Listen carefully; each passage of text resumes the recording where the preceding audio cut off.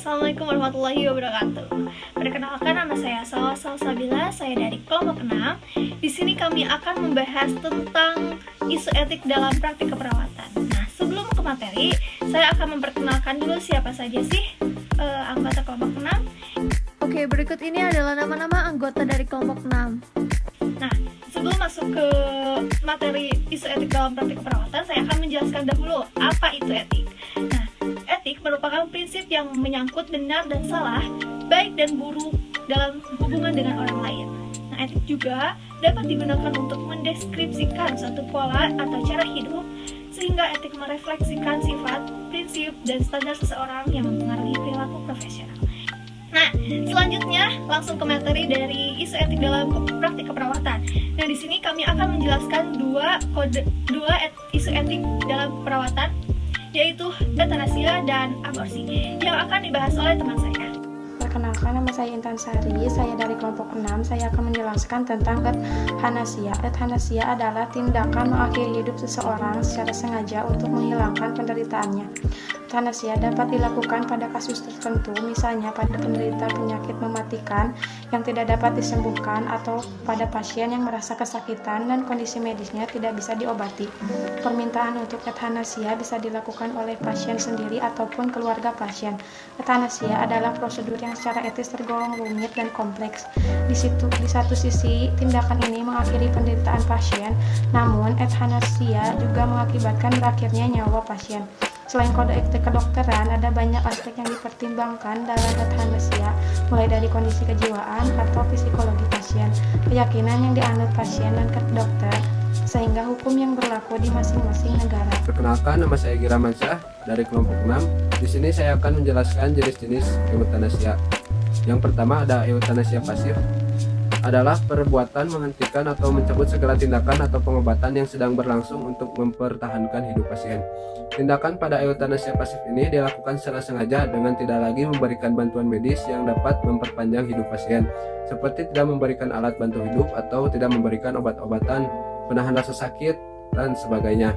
Yang kedua, euthanasia aktif atau euthanasia agresif adalah suatu tindakan secara sengaja yang dilakukan oleh dokter atau tenaga kesehatan lain untuk mengakhiri hidup pasien.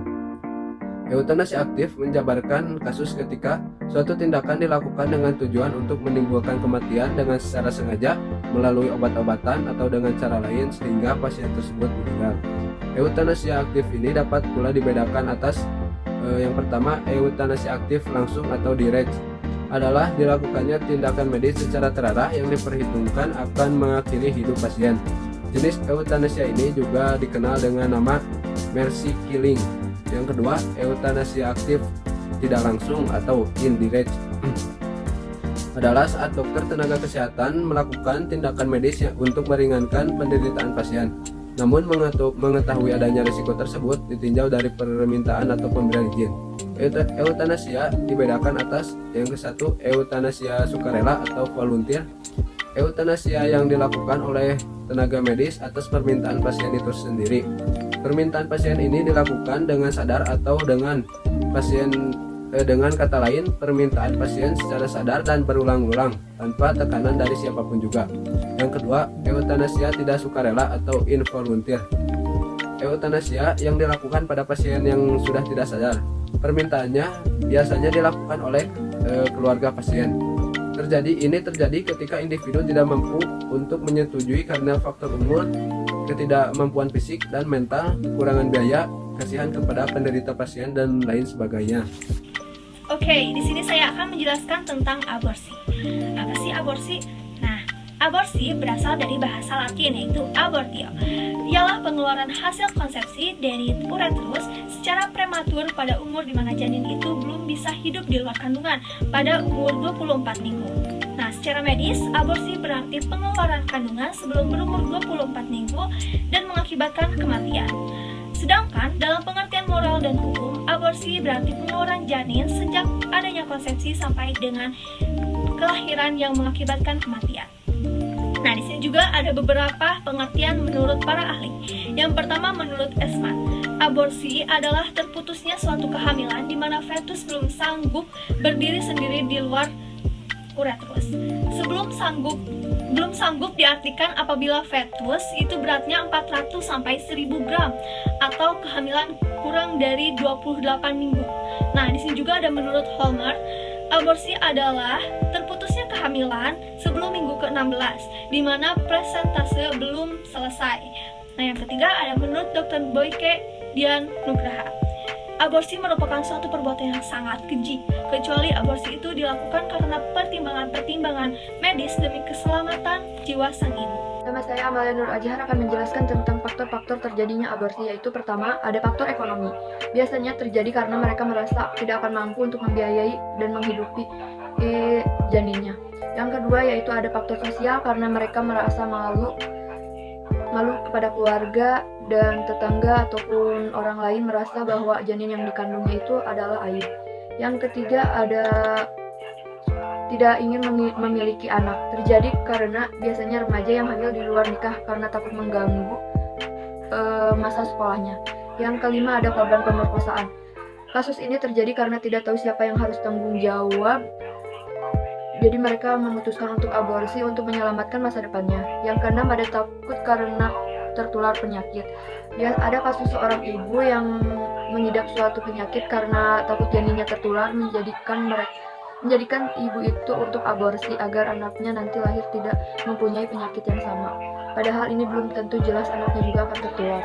Yang ketujuh yaitu ada kurangnya tanggung jawab. Biasanya masa remaja bukanlah masa yang seharusnya memikirkan soal anak dan kehidupan rumah tangga, menjadikan mereka tidak berpikir panjang dan memutuskan untuk aborsi. Saya Orang Gauja Saragi dari kelompok 6 akan menjelaskan macam-macam aborsi. Nah, jenis-jenis aborsi terbagi jadi 4. 1. Mission abortion.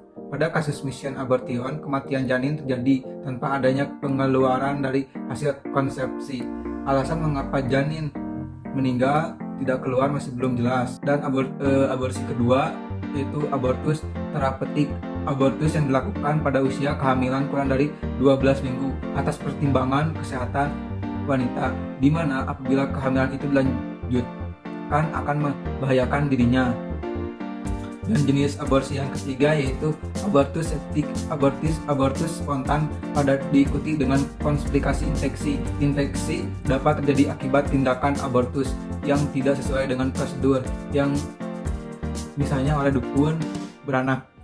Keempat yaitu abortus berulang. Abortus berulang adalah abortus yang terjadi sebanyak 3 kali atau lebih pada 3 bulan pertama kehamilan.